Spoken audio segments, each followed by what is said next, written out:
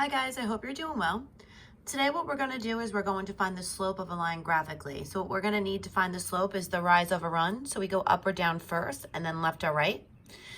Here's a little reminder, and you might want to keep this on the side to write it down. Up is a positive number. Think about up on the y-axis is positive, where down on the y-axis is negative.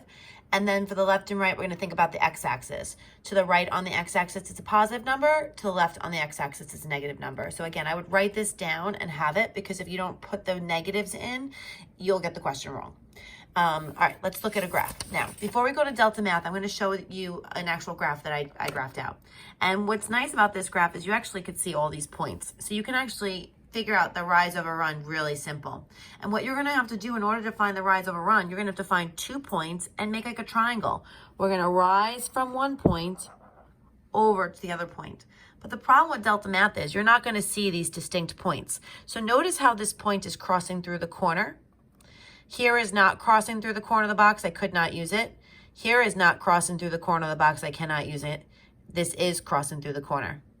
This is not crossing. This is not crossing. This is crossing. I would be able to use this one.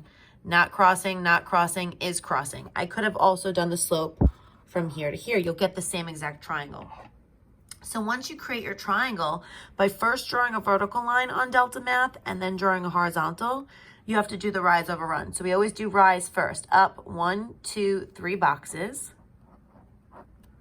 And then run 1, 2. And we went to the right. Go back to your cheat sheet. Up number is positive, right number is positive, and you would get 3 over 2. And you would use that and plug that fraction in. So let's go to Delta Math and see how we would do it on Delta Math.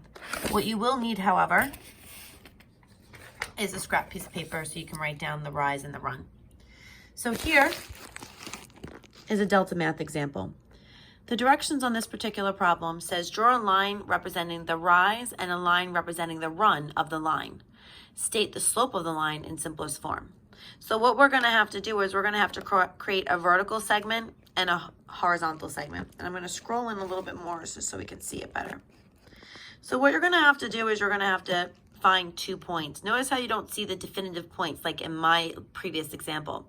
So right here, and I'll use a pen right here so it makes it easier to see. We could not use this point. We could use this point. This point right here, that is actually going through the corner. So we could use that one. We can't use this one. Oh, we could use this one. What we're going to have to do is we're going to have to draw a vertical line here, a horizontal line there, so we can get to this point. We got to draw a triangle. So first do the vertical. So I'm going to click here, and now I have a vertical. To create the horizontal, I'm going to click here, and then click here again. And now we have to do the rise over run. This is up 1 box, right 2 boxes. So write that down. Up 1 box, right 2. Go to your little cheat sheet. Up is a positive number. Right is a positive number. And now you guys can come over here and click that answer in. There's 2 ways to do it. One way is to click on the calculator button, which is right up here. You can't see it, sorry. Click on this calculator button. And when that happens, this pops up. But before you start typing, sorry about that. Might happen again. Make sure you click in the answer box. If you don't click in this answer box and you start using the calculator, look at where my cursor is. My cursor is blinking here. I don't want the cursor there. I want the cursor blinking here. And I have to do 1 divided by 2. So notice how that came up to that fraction. Now another way to do that is go to your keyboard. You can just do 1. The divided by button, you're actually going to use the question mark with the slash, the / button. So / sorry, I was just trying to show that to you. So I already did that on my computer screen. 1 / 2. And then hit your submit answer. Is that the answer you want? Yes. And you're good to go.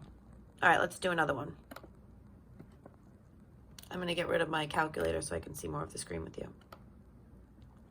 See how this one's pointing to the right? It's a positive slope. I don't want to do that one. I want to do another one with the negative one. Oh, okay.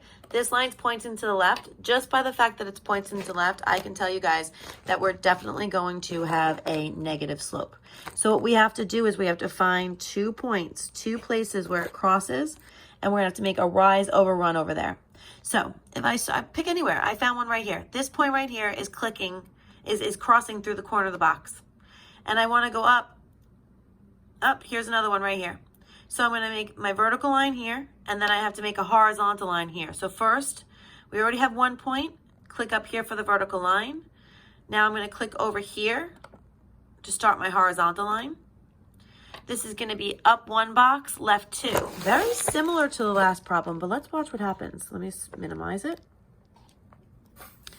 For this one, we have up 1, left 2. Well, when you go to your cheat sheet, up 1 is a positive number, left 2 is negative. So when you go to your keyboard, remember, click down here. Make sure you're clicked on here. Either click the calculator and then click here, or I'm going to just do 1 / on my keyboard, -2. And you can see how it says 1 divided by -2. Submit the answer. Yes, and you're correct. Let me do another one.